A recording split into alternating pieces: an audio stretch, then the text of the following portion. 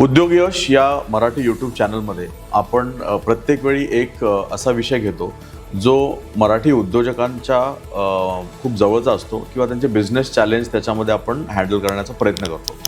आज अशाच एका विषयावर बोलण्यासाठी आपल्याकडे आहेत ॲग्नेलो राजेश अथाडे सर.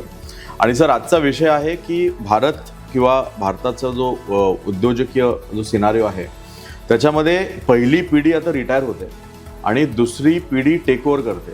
तर हे जे ट्रान्झिशन आहे पहिल्या पिढीतून दुसऱ्या पिढीत जाताना त्यावेळी बऱ्याचदा असे चॅलेंजेस येतात की माइंडसेट मॅच होत नाही किंवा हँड होल्डिंग करावं लागतं किंवा त्यांचे व्हॅल्यूज आणि ते मॅच होत नाही.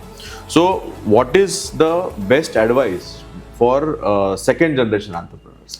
सेकंड जनरेशन एंटरप्रेन्योर्सला एक समजणं गरजेचं आहे की आपल्याला ही एक रेडीमेड संधी आहे. कस्टमर बेस बनवण्यासाठी आणि गुडविल कमवण्यासाठी भरपूर वेळ लागतो, भरपूर कालावधी लागते. तर जे सेकंड जनरेशन या गोष्टीला समजून घेत आहेत, those people are joining the business आणि टेकिंग इट फॉरवर्ड. आता वेगळे जनरेशन्स असल्यामुळे त्यांच्यामध्ये अनेक गैरसमज असतात, आर्ग्युमेंट्स असतात वगैरे वगैरे. पण त्याला आपण कन्स्ट्रक्टिव्ह कसं करू शकतो याच्यावर भर दिला पाहिजे. म्हणजे जो फर्स्ट जनरेशन एंटरप्रेन्योर आहे त्याने त्या नवीन जनरेशनला समावेश करून घेणं फार गरजेचं आहे. जर त्याने जास्ती अथॉरिटी दाखवली तर मग कदाचित second generation becomes a little demotivated. जर ह्या लोकांनी एकमेकांना लर्निंग प्लॅटफॉर्म जर बनवून घेतलं, म्हणजे जे फर्स्ट जनरेशनवाले आहेत ते त्यांच्याकडनं काहीतरी शिकतील आणि जे सेकंड जनरेशनचे लोक आहेत ते फर्स्ट जनरेशन कडनं काहीतरी शिकतील, असा जर माहोल बनवला ना तर it can be very interesting and successful. असे अनेक सेकंड जनरेशनचे उद्योजक आहेत ज्यांनी रिले रेस सारखा जो बेटन त्यांच्या हातात घेतलाय तर त्यांनी अजून वेगाने प्रगती करायला सुरू केलेली. इन्फ्रास्ट्रक्चर जागेवर असणं, compliance is in place, customer base in place, product is defined, service is defined.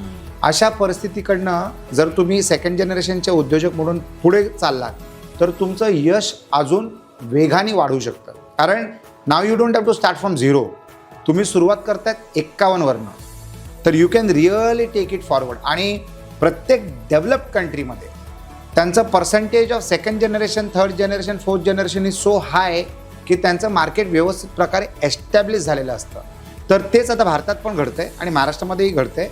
पण ह्याचं प्रमाण फार कमी आहे. ह्याचं प्रमाण वाढणं फार महत्त्वाचं आहे आणि ते वाढतं आहे. फॅमिली MBA ज्याला आपण म्हणतो ना, असे देखील भरपूर प्रोग्राम सुरू झालेले आहेत ज्याच्यामध्ये त्या एज्युकेशनचा एक भाग असा असतो की how do you bridge the gap between the first generation आणि सेकंड जनरेशन. म्हणजे ते मित्र आणि कॉलिग्स म्हणून कसे काम करू शकतात, एक्सपेक्टेशन्सना कसं मॅनेज करता येतं, हे तुम्हाला फॉर्मल पद्धतीने फॅमिली MBAमध्ये घडवलं जातं. म्हणजे फक्त मुलाचं किंवा मुलीचं ॲडमिशन होत नाही, तर त्यांच्या फर्स्ट जनरेशनसुद्धा कंपल्सरी त्यांचं पण ॲडमिशन घ्यावं लागतं. आणि अनेक असे क्लासेस असतात ते दोघे अटेंड करतात, जे ते दोघंही अटेंड करतात. म्हणजे this is the right step towards taking the first generation business forward. It can be second generation, it can be third generation आणि क्वचित म्हणजे काही एक्झाम्पल्समध्ये it can be the fourth generation also.